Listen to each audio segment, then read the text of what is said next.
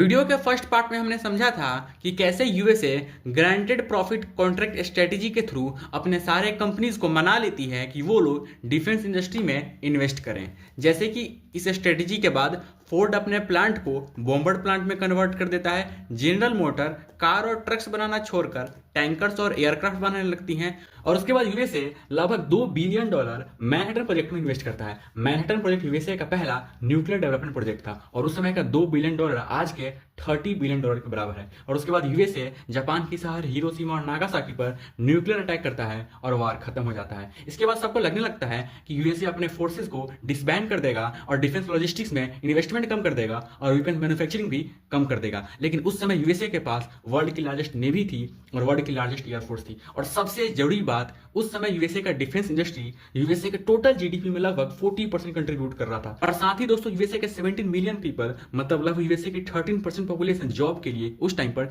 Defence industry पर depend थी। और दोस्तों क्योंकि यूएसए की पूरी इकोनॉमी डिफेंस इंडस्ट्री पर डिपेंड थी और वार खत्म हो चुका था, तो अब हथियार बेचने के लिए यूएसए को जरूरत थी अपने एक नए दुश्मन की। और एक नया दुश्मन बनाता है यूएसए सोवियत यूनियन को। और शुरू होता है एक आइडियोलॉजिकल वार जिसे हम कोल्ड वार भी कहते हैं। जैसे बहुत सारे लीडर्स आज के टाइम पर लोगों को डिवाइड करने के लिए रिलीजन का सहारा लेते हैं या फिर कास्ट का सहारा लेते हैं, उसी तरह यूएसए उस समय आइडियोलॉजी का सहारा लेता है और आइडियोलॉजी डिवाइड करता है कैपिटलिज्म और कम्युनिज्म में। और यूएसए प्रोपेगेंडा के थ्रू कम्युनिज्म और सोवियत यूनियन को एज अ विलन पोर्ट्रे करता है। और दोस्तों यूएसए प्रोपेगेंडा के थ्रू लोगों में ऐसा माहौल बना देता है कि अब लोग उसी को वोट देंगे जो कम्युनिज्म के खिलाफ फाइट करेगा। और उसी टाइम पर 1950 में वियतनाम में सिविल वार हो जाता है और वियतनाम दो पार्ट में डिवाइड हो जाता है। नॉर्थ वियतनाम जो कि कम्युनिस्ट को सपोर्ट करता था और साउथ वियतनाम जो कि कैपिटलिज्म को सपोर्ट करता था। दोस्तों 1961 में यूएसए वियतनाम जाता है ताकि हम वियतनाम को कम्युनिज्म से सेव कर सकें, बचा सकें। और वहां पर 5 लाख सोल्जर को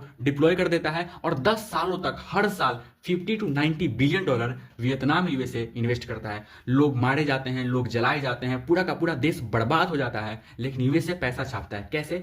यूएसए की कंपनी बेल हेलीकॉप्टर्स 16,000 हेलीकॉप्टर बेचती है। 1962 में बेल हेलीकॉप्टर का प्रॉफिट $150 मिलियन था जो कि 1967 में $2 बिलियन हो गया। रेनहेटन एक दूसरी कंपनी 1968 में 60 मिलियन से 620 मिलियन के प्रॉफिट तक पहुंच जाती है। और दोस्तों वियतनाम वार के बाद यूएसए गल्फ वार करवाता है जिसमें ईरान वर्सेस इराक में वो बहुत सारा पैसा छापता है, फिर अफगानिस्तान इन्वेट करता है। और सबसे recent example Russia Ukraine war के टाइम पर न्यूयॉर्क स्टॉक प्राइस का जो एवरेज स्टॉक प्राइस है वो 7% से डिक्रीज हुआ था। लेकिन उसी टाइम पर यूएसए की जो डिफेंस कंपनीज है लॉकहेड मार्टिन वो 42% से इंक्रीज हुई थी। नॉर्थकॉप ग्रूमैन 34% से इंक्रीज हुआ था उसका शेयर और जनरल डायनेमिक्स का शेयर 22% से इंक्रीज हुआ था। मतलब हम ये कह सकते हैं कि what is the US greatest startup of all time.